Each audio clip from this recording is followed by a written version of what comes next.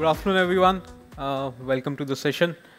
I am Chetan Singh. I started my career working as a vice president in Goldman Sachs Private Equity. And today, I'm co-founder and CIO at Propto. I'll be acting as a real estate agent for problems and opportunities, and I'll be laying out the big picture of what we are solving here. And when I've got you excited about what the problem is, then we'll move on to how we solve that problem, and that's where the technical part come in, and we'll call Aditya, who's our XRPL developer. He actually speaks blockchain fluently, so he'll be the one taking you through the technical bits. So as you see, this topic for today is trading on XRPL with a traditional finance experience. Now, when you need institutional adoption for blockchain, this is the first and foremost thing that you have to make sure that the user experience or you are in line with the traditional financial expectations that they have. And that's what we're going to deep dive into today. Just a bit about ourselves. Propto is an alternative investment platform for tokenizing real-world assets. We are compliance-first platform for tokenizing real-world assets, built entirely using XRPL's native features. And we are in partnership with top 500, Fortune 500 firms and fintech firms to bring real assets on chain. When we were thinking about this problem, right, this is something that goes way back, like how we started our company with. The intention was we want to build a platform that is made with institutional grade infrastructure, powered by blockchain, but still it feels like traditional finance. So you must have seen the topic earlier, right? Like it includes the fee dilemma as well. It's a sub-part of the topic. And while we were building this platform, we faced so many challenges, and we'll be discussing one of the critical challenge, which is the fee dilemma. I'll try to explain you in a very simple terms what the fee dilemma is. So we'll try to compare these two sessions as a like-for-like comparison, where first I'll start with a traditional finance flow, like how a transaction works in a traditional finance. Suppose you want to buy an asset worth 10,000 euros. So you go to a real estate agent. You say that you want to buy a 10,000 euros worth of an asset. He charges you 100 euros on fees on top. So you pay 100 euros in total, and you get 10,000 worth of an asset. Now, this is pretty simple. It's clear, transparent, predictable. That's how it works in a traditional finance flow. How the same thing will happen on chain is this. So when you eventually try to invest 10,000 in tokens, you end up receiving lower worth of tokens in your wallet. And the reason being, firstly, blockchain's native features follows friction fees, which is a fees that is deducted from the transferred asset itself. So there's no clear split between what the fees you charged, and at the same time, what you end up receiving is less than what you started your day one investment with. So this creates a UX barrier for mainstream adoption. And when you think about tokenizing and institutional adoption, obviously they'll require a clear and transparent fee structure. So you also need to make sure that whatever you put on chain is very trustable for the end user. Blockchain as a whole is a new concept, as we know, right? So if we want to open it for retail investors, the first step is institutional adoption. That will give you a trust onto, like, we are doing something that is game changer in terms of saving time. It's more efficient. And at the same time, once that is done, then you can move on to the retail market, which is the main problem that we are solving today. So like why this even matters, like what the problem we are talking, it's just a UX problem, right? So, but it's not just a UX problem, it's a UX problem that blocks billions of money. And the reason is real estate is compliance first and not crypto native. You need a clear picture of clear, transparent fees and structure. I've spent my last 8 years working with investment banks, Goldman Sachs, Deutsche Bank, and other banks as well. And there, what I realized that for every asset class, what you need is clarity builds trust. So you need to be clear in what you are buying, what the asset is worth, and what you need to pay in fees for getting that asset. So that is how we started to build this problem, right? And ultimately, blockchain is following invisible fees, and we'll try to solve this problem in today's session. And the learning from this is this will slow down institutional adoption. But you don't have to panic, right? So we solved this problem now. This is open for you all as well. So this is not going to happen pretty much soon. So when these things, when you're not transparent enough, when there is a feeling that it's not trustable and people cannot trust you, it will eventually slow down institutional adoption, even though your tech is solid underneath. So no matter how solid the tech piece is, unless you cannot give that traditional finance experience, a normal experience when you go onto the platform, and you still speaks about blockchain, it may feel like people relate it usually with cryptocurrency, right? And the blockchain is an app, is a technology. Cryptocurrency is the application of blockchain. So that is what we need to make sure that people understand. So we took it as a challenge. Like you see on the screen now, we have laid down Propto's vision and constraint. We wanted to build a traditional finance grade infrastructure platform, but at the same time, we wanted to work on using XRPL's native features only. Now, why XRPL? Because XRPL is smart, quick, faster, and cheaper as well. Now, this was one of our constraints, but we wanted to, at the same time, deliver a platform that would have a clear fee structure for every investors. And at the same time, we don't want to do any extra programs or extra programmability features that we have to model. We cannot build on smart contracts. And at the same time, we wanted a seamless UX for investors. How we solve this problem? So that's our breakthrough model that we come across. If you see our platform today, you'll see it's just like you went on a website, you click on buy, you get that fiat money converted to stablecoin, and that gets into a wallet, and that at the same time, there's a feature that you can invest in different real-world assets. It feels like you're just shopping on Amazon, per se. So that's what we want to achieve, and that's how we have solved it. So we have created a dual token model. Firstly, the first token is the DSIP, which is a security token that represents asset ownership. And the second is auxiliary tokens, XT1 and XT2, which we'll deep dive. Aditya will tell you about the technical details of how we did it. But this essentially is the token that represent fees. And for every DSIP to trade, you need an auxiliary tokens.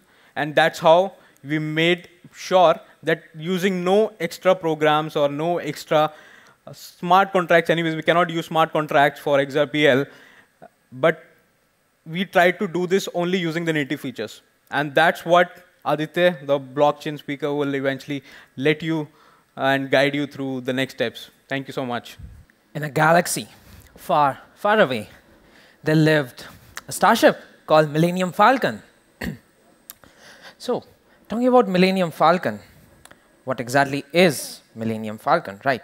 It wasn't the best of the bunch, and certainly not pretty to look at either. Like, you know, it's a ship, like it's not so pretty like a starship or a TIE fighter, right? It's not the best of its kind. It's not too flashy.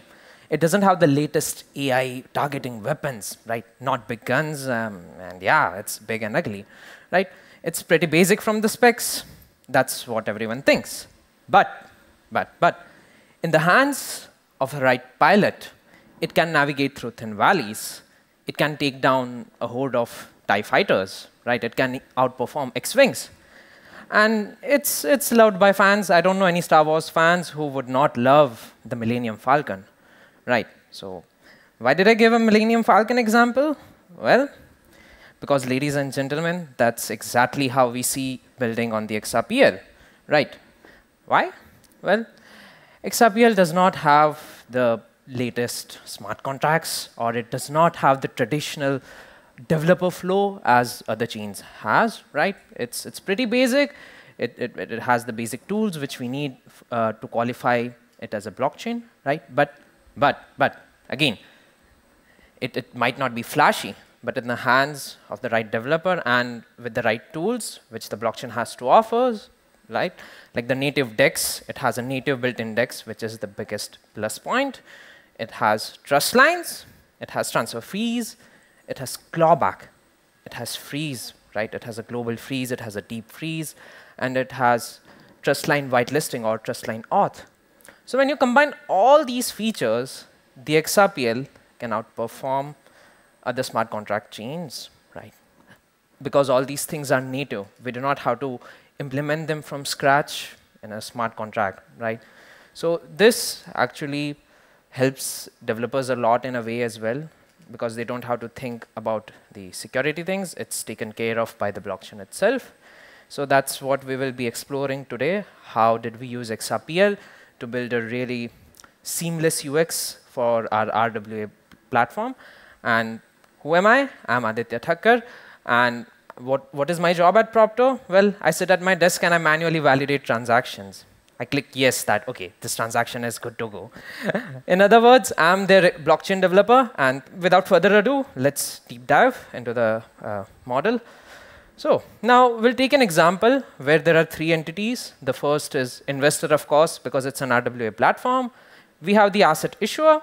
Now, asset issuer can be any company, any individual who wants to tokenize their assets, right? Like who wants to sell their assets on the platform. And the third entity, the most important, is the blockchain or the XRPL DEX, which we use, right?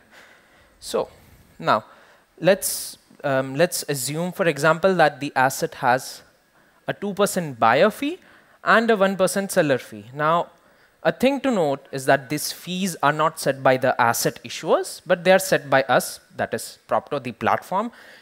We have different fees for different kinds of assets. Okay, so that these are platform fees. These are not by asset issuers, right? So now let's take an example.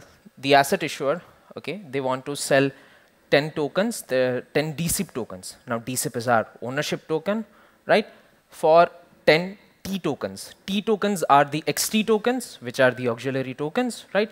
So for example, if they want to sell 10 DSIP tokens for 10 T each, the total order size would be 100 T tokens for all the 10 DSIP tokens. But we have 1% seller fee. So they will expect 99 T tokens and not full 100, right? That's how the traditional flow works. That's what they expect. Hey, there's 1% fee, so we will only get 99 T tokens and not the full 100, right? And then there is the investor. They will create an offer for 102 T for all the 10 DSIP tokens. Why 102 T? Because there is a 2% buyer fee. So the investor knows that they have to give 2 T tokens on top of the 100 T tokens because there's 2% fees, right? So effectively, the investor gives 102 T tokens. Propto, the platform, we deduct 2 T tokens, so the asset issuer. And from asset issuer side, we deduct the 1% 1 T tokens. So Propto gets 3 T tokens from these transactions. And yeah, the rest is displayed here, how much the investor has to give, and how much the investor gets, and how much the asset issuer gets, right? And T is the XT token, the auxiliary token, and it is, you can say it is pegged, not pegged, but it is connected to stable coins, right? It can be USD, it can be exchanged for USD, Euro, GBP, or INR, or any stable coin which we will support on our platform. So essentially what it means is, in order to get the XT token, you will need to first purchase a stable coin like US dollar, and then you can exchange it for XT token, and vice versa. You can exchange the XT token for US dollar or any other stable coin as well. The T token, the auxiliary token, has enforced fees at blockchain level. So how do those fees work? We'll look in the next slide and how it's exactly implemented. So first talking about the trading experience, right? So what makes the trading experience on our platform different, right? What makes it better? What makes it seamless? And the first is KYC approved traders. So if an investor wants to sign up on our platform and if they want to trade, they will first have to go through a rigorous KYC check, right? And once they are KYC'd, then only we will approve their profile and we will create a wallet for them, right? So they will have to go through a KYC check, and the same goes for businesses, right? Businesses will have to go through a KYB check. So we'll assess their business documents, we'll look through that if this is a legit business, and yeah, we'll then onboard them. And fees, talking about fees, the important part, they are blockchain native, so they are directly deducted at the ledger level, so we don't have to worry. The platform Propto doesn't have to worry about fees and fees enforcement because it's handled by the blockchain itself, right? So there's no way to go around them, right? So if anyone tries to bypass the fees, then we have security measures with the help of which we will catch those bypasses, right? Because it's a permissionless blockchain, anyone can do anything which they want. But we have our ways, we have our security features, which we'll take a look as well. So now, how do we enforce those security compliance stuff, and how do we handle those mischievous people who want to get around fees, right? So the first thing which we try to do is we enforce the DSIP and XT token pair. So on the order book, you can exchange the security token for our fee token, that is the XT token, right? Now again, you might ask that, hey, what stops me from trading DSIP for something like a stable coin? Yes, you can create an order. Again, it's a permissionless blockchain, but we have our own tools, right? We have trustline auth. So in order to trade DSIP, you will need to be authorized by us, okay? And that will only happen once you are KYC'd. But then you might ask, okay, Aditya, I can come to a platform, I can KYC, and then I can create an order. So for those people, we have freeze, we have deep freeze, which will be integrated as well, and we have clawback. So if you try to do anything shady, our systems will detect it, will freeze your account, and if needed, we can also claw back the tokens which you have in your account.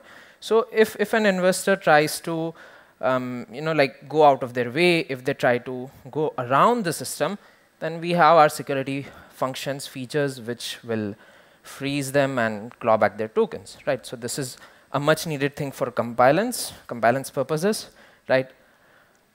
And yeah, trustline auth for legal compliances, clawback, and all that fancy stuff. Now, the fee structure. We have two kinds of market. Primary market, where the asset issuers sell their tokens directly to investors, and we have secondary market.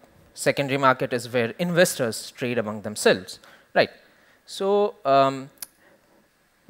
for primary market and secondary market, there are two different fee tokens, right? But buyer and seller fees combine to form only one token. So it's not like there are 4 different fee tokens for buy, sell, primary, and secondary. No, there are only 2 tokens, one for primary and the other for secondary.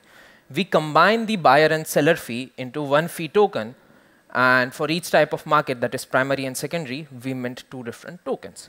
So this way, we try to reduce the bloat, the extra stuff on the blockchain, and we mint only 2 tokens for primary and secondary. And the other thing is, those fee tokens are shared between assets. So if 2 assets have the same fees, then there's no need to mint a new token for them. They will share an existing token which was minted before. This really helps in reducing the ledger bloat, so that there's not like hundreds of tokens on a lot when there are lots of properties minted, right? So that's a really good way to optimize it. Now, the fancy stuff, dividends. Who doesn't like free money, right? So we also have dividends features. What asset issuers can do is, they can come to our platform, they can log into the dashboards, they can select a date, a past date, right? So once they select a date, it will send a request to our backend, and our backend will construct this list of all the holders on that particular date. It will also show how much that particular holder had held, like how much tokens they had on that particular date, and based on that, how much of a reward they will get from the dividends pool. And once the table is constructed, the asset issuer will see it, they will approve it, and once they click pay now, the dividends will go, all the payments will be distributed amongst the holders. Right. The other thing which I will mention is, the whole platform is autonomous, right? There's no human intervention. So asset issuers can come, they can do their KYB, and then they can start selling assets. Same goes for investors. They can log in with their email, actually, and they can pass our KYC, and yeah, they can just use a credit card to buy assets on the blockchain level, right? There's no need to contact a human and get approved and vice versa stuff. So now coming back to our technical highlights. So we use XRPL native features, right? We never had the need to go for smart contracts because XRPL has everything to offer, right? Its native features are really good. We have transfer fees embedded in our XT tokens. So yeah, even if they try to use any other DEX, let's say they are not using our platform Propto, but they go to some other UI, and even if they try to trade there, then they will still have to pay fees, because the fees are enforced directly at the native blockchain level. The token themselves have the fees, right? So yeah, and we are compliance first. We have all the compliance features necessary to operate in certain jurisdictions. So yeah, and the big thing, like, what do institutions get, right? So institution get a predictable fee payment on blockchain RWA platform. It's a big thing to get predictable fee payments, right? They get transparency of blockchain, they get immutability of a blockchain, right? And they get all the compliance features from our platform, and they get a really easy, seamless, and easy UX. So yeah, you can literally ask a 5-year-old kid, or you can ask your grandma to sign up on our platform, and yeah, they will do just fine. It's really easy, and it's a seamless UX. Now, what does the future hold for our platform? The first is, well, moving to EVM sidechain, because there is still some compliance stuff which needs smart contracts. So we might move to EVM sidechain in the upcoming future, and expansion of other asset classes. We have a lot of asset classes as of now, but we would like to add more to the list, and expanding to other jurisdictions. Right now, we hold licenses to operate in Europe, right? But of course, we would like to expand it to other jurisdictions and other countries. And well, that's a wrap. So what did we learn? We learned how a problem arises on an XRPL blockchain, right? Because there are no smart contracts. So how did we navigate around that problem? How did we enforce clear fees, predictable fees, right? And how did we have the compliance features? How did we have dividends, right? So that's what we learned, that how Propto handles all those things and gives a truly TradFi-like experience on XRPL, right? And well, for all the curious ones out there, if you have any questions, then I'm here. Yeah. Yep. You mentioned about the way a malicious player can bypass fees, right? Yeah. So is batch transaction something you're looking forward to, because that solves this exact situation? But it depends on what exactly do you think how batch will be used, right? So like, what exactly do you mean batch can solve it? Like, how do we incorporate batch? That's yeah. So batch, as I understand it, as per the talks, is you can have multiple transactions, and you can have it ordering based on how you want a transaction to execute. So like we can have the sell and the buy at the same time. Yeah, first sell and then buy, or the way you want it. No, I get it. But what I mean is, let's say if someone wants to create an order on the DEX, right? So they can use something else. They can use code. They can use code script, and then they can create a sell order for their DSIP token to USD, right? For example. So again, we cannot stop that, right? So if I have DSIP tokens, and if I have my wallet seed, I can just write a script. I can create an order on the order book, right? So even if we integrate batch, it is good for our own workflow, but we still cannot stop those people from creating an order. Yes. Now, even if they create a sell order, they will need someone on the buying side to buy those tokens. But again, my main point is they can create an order, right? It's a permissionless blockchain. So, yeah. Right. So the way I understood was the batch transaction would allow you to do certain stuff atomically, so that the result is always the same. No, we can use batch as well. Yes, we are also looking into integrating permission dexes, which is the upcoming fancy amendment. So we are also looking into that to help more with the compliance stuff. But yeah.